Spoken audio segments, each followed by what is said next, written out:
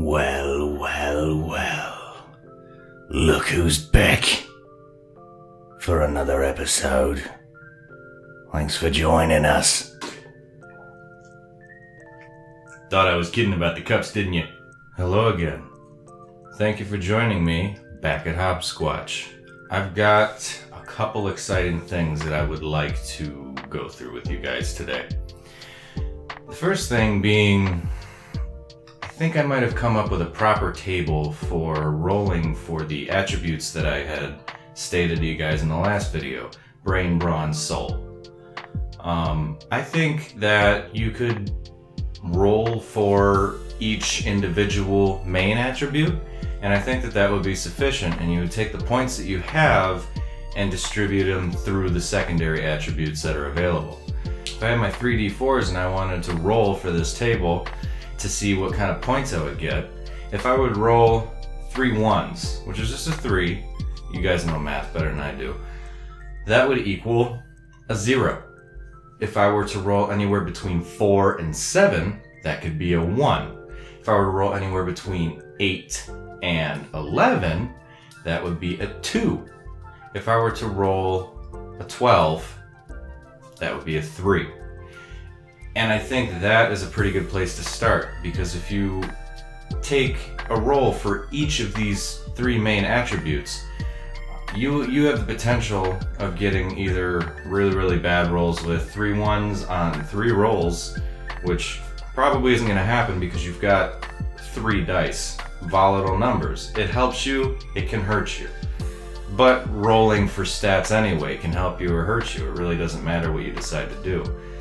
The potential that you have for high rolling is just straight 12s all the way down. Now, if you have straight 12s all the way down, that would leave you with 3, 6, 9 points in total.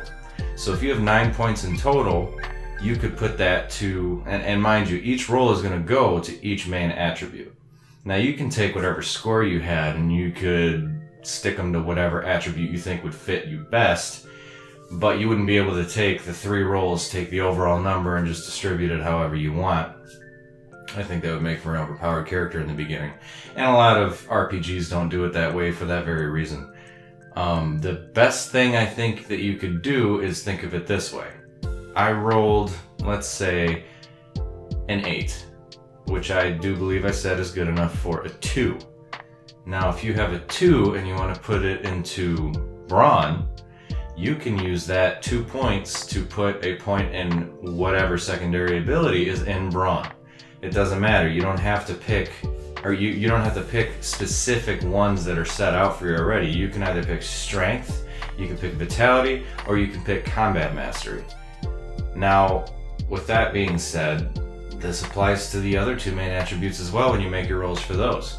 And I think that that's a pretty good way to level out your character at level 1. The only thing I have yet to do for now is to come up with a progression system. That's going to take a while, because for a progression system, I'm going to need to make spells, combat maneuvers, all these things that your character can actually have. Because, like I said, it's a level-less system. You're not going to have a level set to your character. You might be really strong, have a completely different set of skills. I'm trying to make it classless as well, so your area for being a unique character is going to be pretty broad. Sometimes broad is a little overwhelming, but it's still fun.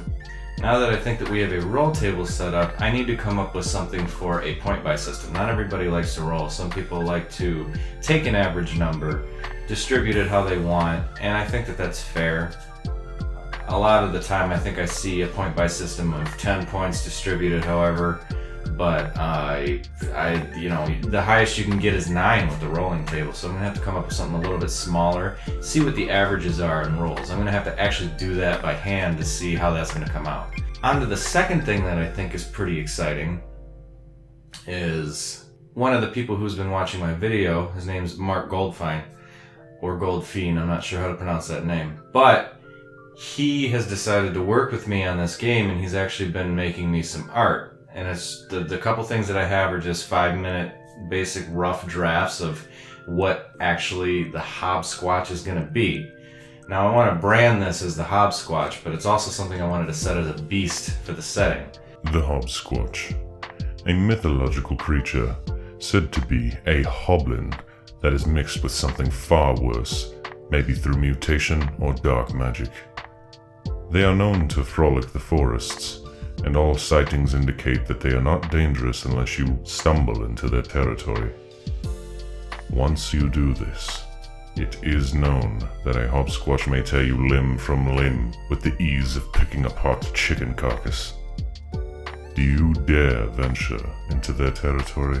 So I think that that's a really exciting thing, is now I have something to show you guys of the ideas that I've come up with for what I'm trying to do. Having something solid for you guys to actually see, that's a really big deal to me. So big thank you to Mark Goldfine.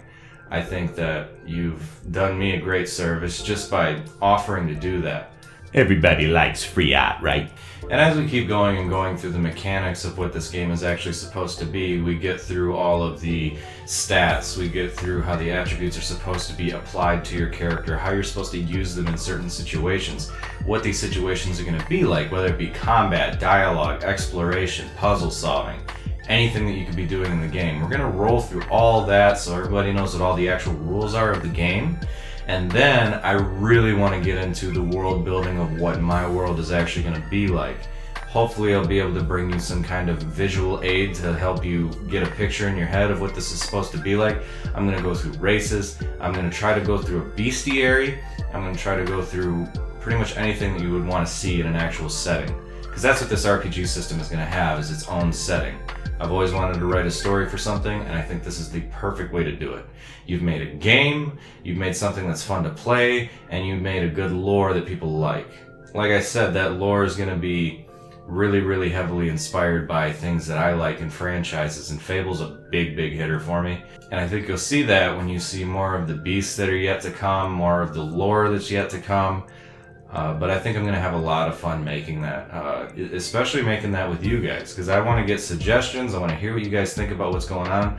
I want to hear everything you guys have to say about what you think about my game, the dice system, the mechanics, the lore, the bestiary, races, everything. Right now, I think I have a really good start. Right now, it is just a skeleton, but it's moving. It's a ball that is still rolling, and I want to keep that momentum. And like I said, I think we have a great start here.